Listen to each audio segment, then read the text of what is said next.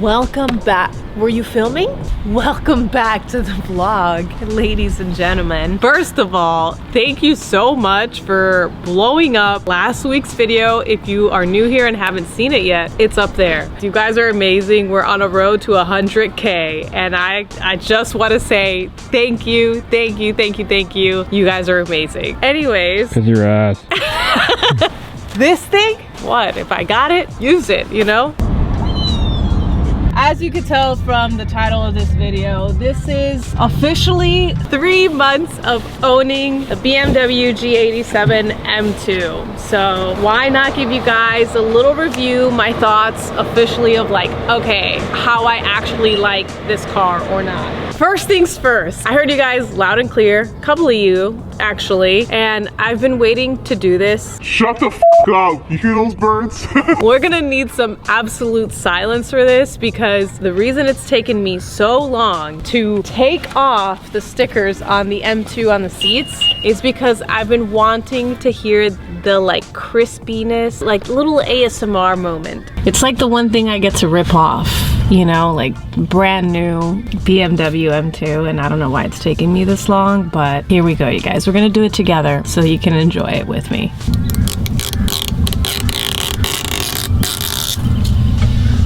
Oh my God, that looks so good. Oh my God, that looks really good.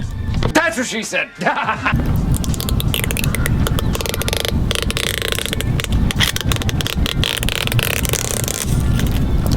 That's the end of the video. I'm just kidding. So it's been officially 3 months since I bought my M2. There was 37 miles on it when I purchased it. In those 3 months, we are now at 5,000 miles. We've only gotten one oil change so far, and don't worry, we will be getting an oil change extremely soon because it is definitely due. When I did take it to the dealership, they suggested that the earliest I get an oil change would be 7,500 miles, which is kind of crazy. That doesn't seem right to me. I've always been used to taking my cars to get an oil change every 3,000 to 5,000 miles. So you guys let me know in the comments what you think about that, because they were trying to push like 10,000 miles. I don't know about all that. In those 3 months, this is what we've done so far. We've gotten the windows tinted, which I highly suggest for everyone to get your windows tinted, because why would you drive in a fishbowl? Second thing we got done is our fitment. So we're lowered on AST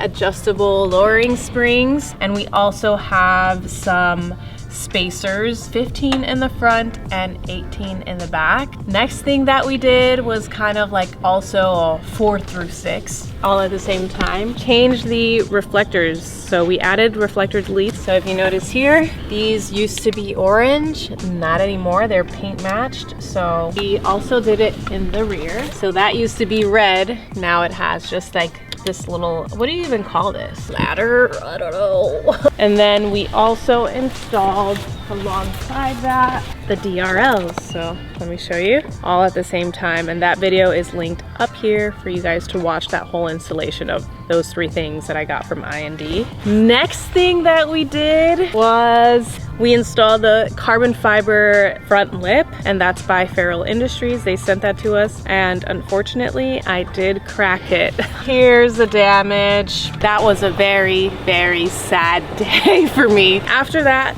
we installed the PLM full titanium exhaust. You guys probably remember that from the last video. This alone makes this car sound absolutely amazing. One thing that I don't like about the M2, so part of like my 3-month review, it wasn't loud enough for me. So I needed this exhaust. You need it too. If you plan on getting an M2, get yourself a full titanium exhaust. You will not regret it. Granted, I am having a little bit of a rattly type of noise that shouldn't be occurring, but we're gonna get that fixed. So I'm not too worried about that right now. That's one thing that I did not like about the M2 is coming from like the Supra, like Jacob's Supra, his stock sounds so good. So I was like, why the heck does my M2 not have like some give? Like when I like go through tunnels, like I want to be able to hear this thing. So we have a little something to make up for that. The last thing that we have done, most recent thing that we have done is tune the car. So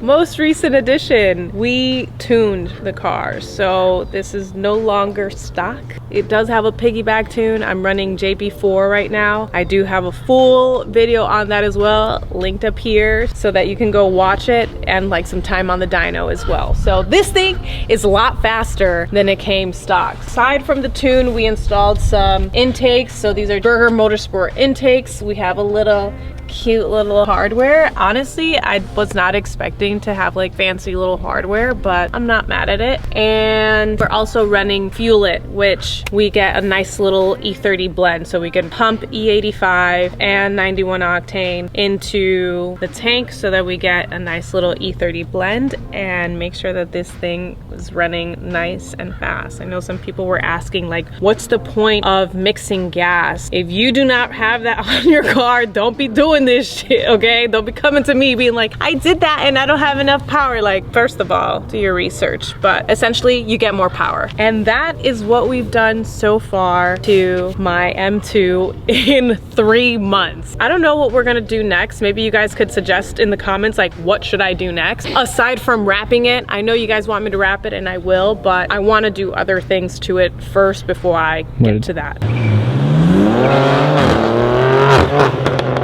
Things that I really love about this car is how comfortable it is, especially for a coupe. Like, you'd think you wouldn't have enough room, but this car is pretty damn roomy. And I personally even sometimes sit, of course, in the passenger side because your girl's a passenger princess too, okay? It's so comfortable, super roomy. I can like recline the seat all the way back if I really wanted to and just like chill. Like, I feel comfortable in here. Granted, if you do get bucket seats, it's not going to be as comfortable. I've test driven one that has bucket seats and it has like a little flap here, so getting in and out of the car is a little bit not for me personally, but maybe it is for you. This really big screen, absolutely love, because I can see everything that's going on. There are a couple of things that I just don't like when it comes to the screen though, and that's the climate menu. I wish that it wasn't on the touchscreen, or there was an additional feature where I can use the climate control somewhere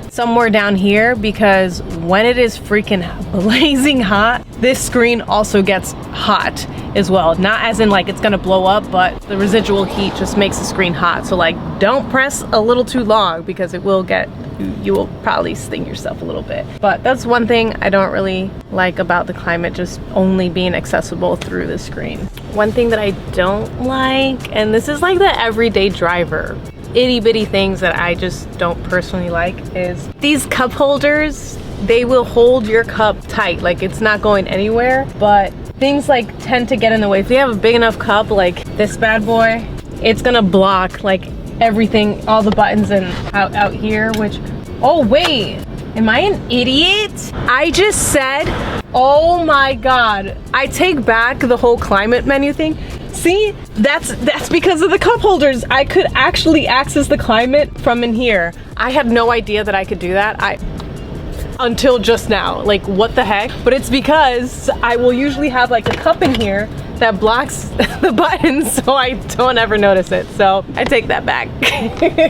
Other than that, I absolutely love this car. I feel safe in it. If I were to compare it to the Supra, which this is not a comparison video, but you can feel the Supra's tail. This car just feels so like grounded to the ground. Like, I feel like I'm not gonna go anywhere. Granted, I haven't done any drifts, so I can't fully speak on that yet, and I plan on learning how to drift one day soon, but I just feel really safe driving and mobbing in this car. It's roomy, it's comfortable, like I love it. If you're considering getting an M2, put in that order. I got very lucky and didn't have to place an order, which I was very much prepared to do. I didn't have to because I found one at a dealer and it was very close to the spec of what I wanted personally. One thing that I did originally want was the carbon fiber roof. I didn't get the carbon fiber roof because obviously this car wasn't spec'd out to that. But honestly, now like having the car for 3 months, I don't really miss it because I actually get a sunroof, moonroof, whatever you want to call this, and I find myself opening it up here and there. So you don't get that functionality if you get the carbon fiber roof. So save your coin. It's really, I mean, if you're willing to wait. I know like with some orders, like you're gonna wait a little bit longer for a bigger like if you want to add carbon fiber to your order. The rear. I know a lot of people don't like the rear, but I think it looks pretty freaking sick. I think it looks great. I love it. I love this car. I wouldn't say that the back is my favorite part of the car. My favorite part of the car is definitely this. This is my absolute like pride and joy. Like, I love when Jacob just pulls up in my car. Like, I'll make him drive because I love seeing my car drive. Like, I love seeing it pull up. Like, this is what like I'm just like always re-falling in love with. It's like, damn, like that looks sick. So this is one of my favorite things about the car. One thing that I don't see many people talk about with their M2s, and I don't think this is specific only to the M2 anyway. Sometimes I forget my key inside and I'm like trying to rush to go somewhere and I'm like, oh my God, where's my key? Where's my key? I'm pretty sure a lot of BMWs do this. I'm very new to BMW. I upgraded from a Honda Civic hatchback. So this is new to me and I love this so much, and it's my digital key and I can have it on my phone. So just like you go to Apple Pay, I just double tap and like unlock it, and then this is car unlocked. I can drive it. I'll just put my phone in like a little reader inside in the center console and can go. Or I can send my digital key to somebody if I wanted to share my car, be like, hey, unlock my car, there's an emergency. I can send them a digital key. I think that feature is just so brilliant. I love it. Technology, you know? That doesn't mean that I'm gonna go for a technology driven car. Tesla, never. Never say never, but I like to hear an engine, you know what I mean? Yeah.